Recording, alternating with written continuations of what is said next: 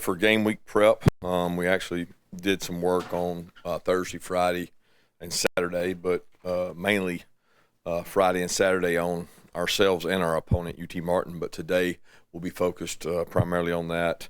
Heard about the event today they did for Coach Dooley and the Dooley Memorial I guess it's intersection. Is that correct?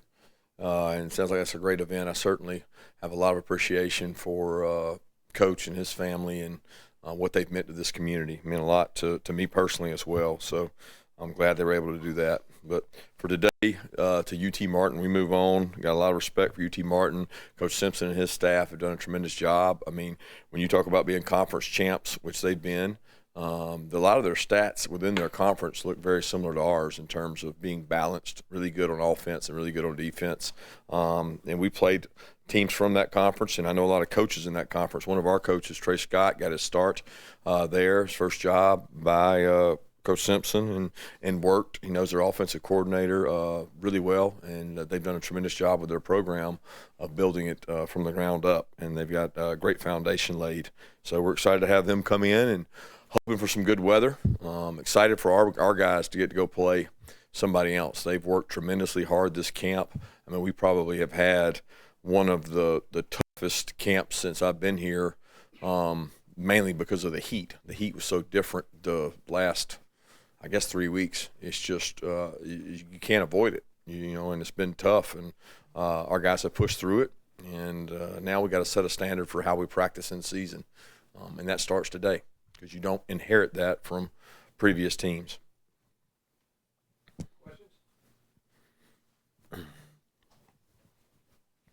Hey, Kirby, on the running backs, what's Dejon Edwards been dealing with, and how is he and Kendall Milton? And have you been looking at Dylan Bell at running back?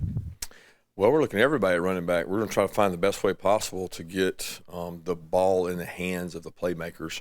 But to answer your question specifically, Dejon was dealing with an MCL. He had one last year, but he's actually doing great. I think he's going to be able to practice and do everything today. So we feel good about Dejon's status. It happened in the second scrimmage, and so I don't know what that date was, but would have been, I guess a week ago Saturday. And he's bounced back pretty good from that, so he looks good. Kendall has been dealing with a hamstring almost all of camp. He feels 80-90%, and we're hopeful to get him back today as well in terms of practicing and taking reps. The volume they do, we have to be careful of because they haven't been in the heat as much as the other guys in the last week. But we feel good about both those guys. I feel good about Andrew Paul. Rod Robinson's had a great camp. Cash has had a good camp. Really got a bunch of guys who've repped and done some good things there. But Dylan, we need Dylan at wideout. We need Dylan on special teams. Dylan has had a really good camp in terms of being a wide receiver. He played that some in high school, so that's something he's done before. But, the way offenses are nowadays, you can get your touches a lot of ways.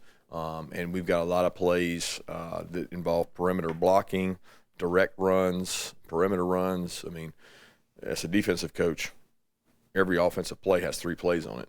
So it could be a direct run with this, and in those ways you can get a lot of people touches. So that would be the plan. But I feel good about the backs we have. I feel a lot better if Dejon and Kendall are 100%, but we'll see where they are today.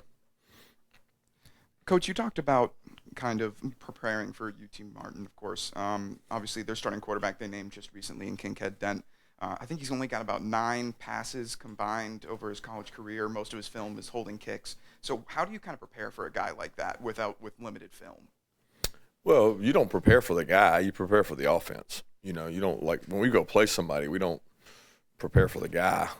We might try to find something out about him in terms of what did he do in high school, what does he excel at, what does he struggle with, is he a guy that doesn't read coverages well, is he a runner, is he not a runner? I mean, there's all kinds of things we'll try to discover, but they have an offense, they have an offensive system, and they'll cater that offensive system to fit his skill set.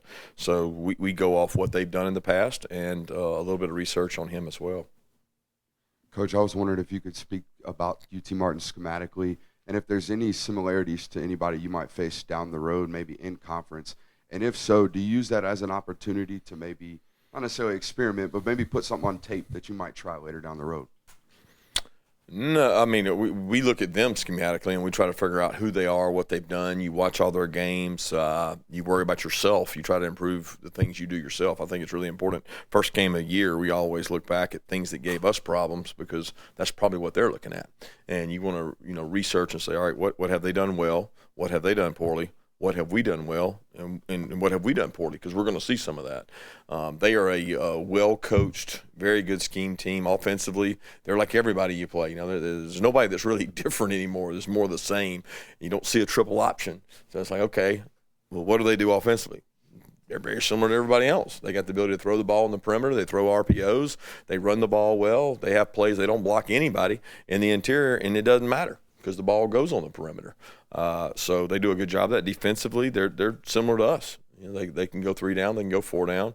They primarily go out of an odd look and a 3-down look, and we get to look at that a lot because we do it defensively. So we share ideas in terms of schematics. When you watch us and them and you watch their conference, you see some similarities there.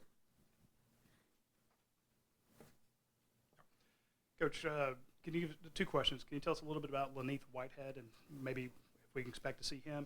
And what's the status on Lad McConkey? Lad's doing great. We had to shut him down for a little bit. He had a little bit of a back injury, but he's fine. He's dealt with it before. He's had it last year. He practiced Saturday and was good and expected to be out there today, so he should be fine. In terms of Laneith, he's dealt with a little bit of a knee injury during camp. It was bothering him, but he's battled back from that. He's trying to learn our offensive system still and pick up on things and kind of find his fit and where he fits in this running back group. And he's done a good job giving us a great look and continue to work and get opportunities. There's certainly a lot of opportunities at the running back positions for guys to get carries and show us what they can do. Kirby, just updates on Kamari, David Daniel, and Smile. Yeah, those guys look good. I've been practicing. David Daniels had a little bit of a turf toe. He came back out Saturday, was able to run, hit some high speeds. He'll be practicing with us. Kamari and Smile have been practicing for the last couple of weeks. Yeah, how much does Carson stand to benefit by having a guy like Cedric, be his center in front of him and having someone and playing behind someone that has so much, game experience and has already seen so much? What are the benefits of that? I would say familiarity. I mean, he knows that Cedric's been there, but it's probably overrated because Carson understands fronts, coverages, pressures. He can ID protections. He can point runs. He can do a lot of different things. So he doesn't have to rely on Cedric like maybe a new quarterback would, because I don't see Carson that way. He understands it. He gets it. He's had a ton of reps. So I think the fact that he's got somebody that's played in big moments, someone that snapped the ball in tough environments is comforting. But as far as what Cedric provides for Carson is probably reassurance. Coach, I wanted to ask about the secondary room. I know you got 4 guys competing to either start alongside Kamari or in place of him if you can't go this weekend. How's those 4 guys kind of looked, and has any of them stood out to maybe earn one of those starting spots? Are you asking about the safety and the star position, or what are you specifically asking? Yeah, we've got a group of cornerbacks Kamari's really been going now for a little over a week and practicing and taking his reps. He's been in a black jersey some, but that's more precautionary. We know he can hit and tackle. He's a really physical tackler, so he's been able to tackle in individual drills and things. So he's been great. The other guys have all competed there. They've had a really good competition between Nyland, AJ, Humphrey, Julian, and Dalen. They've all 4 taken reps and gotten work there. And I don't know that we're ready to say anybody's stood out beyond somebody else. And we'll have practices this week that are game speed, game like. We make a determination this week or determination in the game, but staying healthy and all those guys have done a good job. Yeah, asking about the safeties and stars. What do you like about how the defense is playing with Javon at safety and maybe Tyke at star, and how will that change the defense having those guys playing more of a role without Chris here? Not a lot of difference. We're running the defense we run. Those guys are competing. We're trying to build depth. we're trying to get experience for Javon. It's a different transition when you go backwards than when you go forwards in a defense. He's going backwards, but he's going somewhere he's played before. So that transition's been great. How are we playing right now? I can't tell you that because we haven't played anybody. So we got to go play to kind of find out where we are and see where we need growth at. But number one, staying healthy at those two positions and building depth for if we're not are the key. Coaches, if you've come to the decision yet on the kicker duties, field goal, extra points, kickoffs, that sort of thing? Yeah, I hadn't completely come to a conclusion of what we're going to do there. Obviously, the punt duties are sealed up, but the kickoff and field goal kicking duties will be decided probably shortly. Coach, with the way the schedule presents itself, having these first 2 weeks before conference play starts, how many of these position battles might extend on into maybe the South Carolina week and give you an opportunity to really truly evaluate game reps? Well, unfortunately here, it's never decided. I mean, it changes the week of. I mean, outside of a few positions, I don't care who you are. If you don't go out there and practice good, you're not going to play. So position battles here will go on throughout the year. I think what you're kind of directing it towards is, you're playing a what would be considered somebody would say was a lesser opponent. I certainly don't look at it that way. We don't look at it that way, or we don't look at it as a luxury to be able to do this or that. We want to go out and get great rhythm and start fast and dominate and play well. We want to play our best each and every game and grow from that. But as far as the opportunities for guys to start and play, they get that opportunity every day. We're going to go out there today and do best on best and see who plays, and the guy that plays better is going to be the guys that get to play, regardless of whether they start the first or second game. Kirby, what's at tight end? What's the latest on Lawson's prognosis, and what have you seen the last couple weeks as far as depth at that position? Yeah, Lawson ended up getting the tightrope surgery, and we don't know when to expect him back. He's already out of a boot and walking with pressure on it, which is great news. And he's out at walkthroughs, at meetings. He's very attentive. He's going to help us special teams wise. But in the time that he's been gone, Oscar, Pierce have both picked up the load, done a great job. We've had some other guys audition and move around at that position. But, I mean, it's a position that if you have the luxury of depth at receiver, you don't have to play as much 12. If you've got 12 personnel, you better have two viable backups that can play there, and we certainly have worked towards that. We'll continue to see where it goes. But Pierce has done a nice job with Lawson's injury. He's gotten more opportunities. Coach, obviously it's year 8. You're older. Your kids are older. The demands of the job have not slowed down. In fact, they've probably cranked up a little bit. Can you give us an idea how you're managing all that and maybe an update kind of on your family and kids? I mean, they're teenagers now, getting to be teenagers, and how do you feel like you're doing a pretty decent job of balancing that? Yeah, that part has actually become easier. The demands of the job have increased, but so has the retention of my staff, which has allowed me to afford people the opportunities to lead the team, lead their unit, delegate more duties, which in turn allows me to be a better husband and father, which is probably the primary goal of what I want to do as a man. And I certainly have had more time in the last 2 to 3 years with my family than I have previous. And that has a lot to do with maturing as a coach and having a staff that allows you to do that, support staff, with former head coaches on our staff, between Will, Bobo, Monken being here at the time. You got guys, Dell, that's been here forever, Schumann. They understand what you want and what you demand, and allowing those guys opportunities to lead the team, lead certain areas of the team. It affords me the opportunity to be a better husband and father.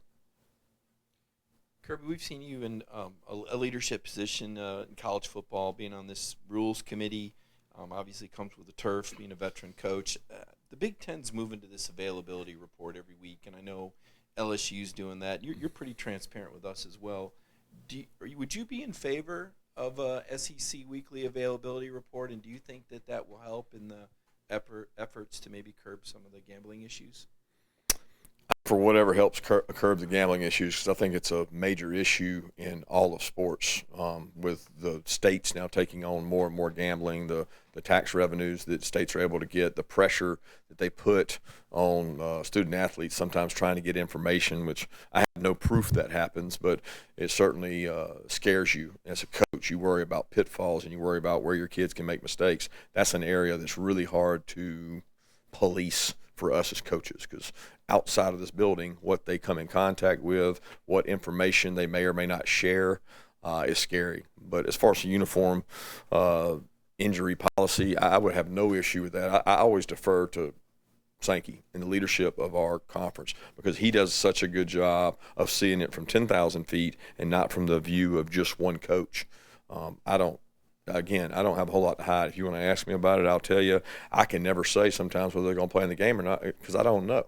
I don't know till right up till the game sometimes, because we're trying to make every player available we can, and we don't know the most accurate information. If there was a standard reporting procedure that was more uniform, it'd probably make it better, but you're not going to make the people go away that still want to go dig and find and ask questions and try to gather a competitive advantage. Hey, Kirby. I know you like to stay in the moment and the day and not looking too far down the road. But that's correct. Yeah, I think I've got that right. But you're going to ask anyway. Is there any way you use the prospect of having a chance to win 3 straight national titles, not done in the poll era? Can you use that without getting out of the moment, but at least give the guys that kind of carrot to shoot for? And maybe is there some sort of motivational way you can use the chance to do something that's never been done?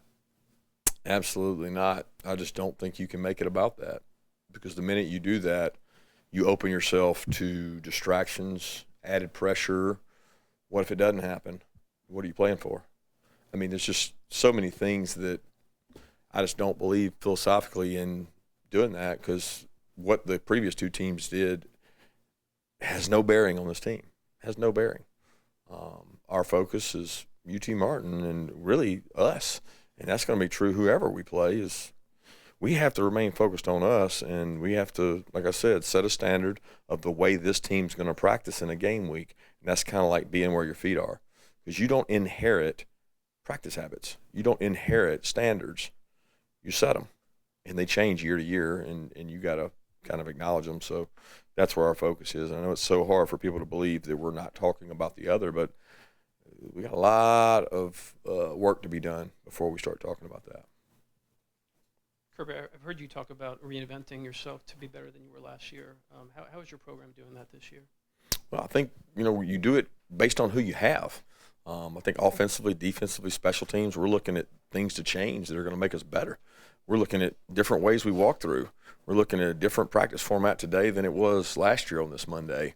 We're looking at what this team needs relative to where we are. This is not the same team we had 2 years ago or last year. So what do they need? And that's how you reinvent yourself to be better. And we're looking at that every day. Just in the offseason and specifically through fall camp, where have you seen this offensive line grow, and what are maybe a weakness that you've seen out of them? Well, the not weakness, the fear is reading what you all say about them, or believing that what Warren Brinson says about Amaris Mims is going to be the gospel. I mean, you have to earn that. You have to go out and earn what you get and do it on tape. You just get told that you're this or that doesn't make you that. And I can show you countless examples on tape where that hasn't been true. I can also show you countless examples where it has been. And you're only as good as your last practice. And that's what this offensive line will worry about. I mean, depth is a concern. How many guys can we play, and how do we avoid injury and stay healthy? And some of that comes with luck. Let's take 2 more questions. So, use your words, not ours. What excites you about this team? Excites me about this team is the maturity level, the approach they've taken to their work. So we had an off-season workout program. We had a spring practice, which I was very pleased with. We had summer workouts, which I was very pleased with. We had camp that it wasn't our very best camp, but we also had a lot tougher circumstances than we've ever had in camp. I can say that we've had better practices, but we've never had 110-degree heat either.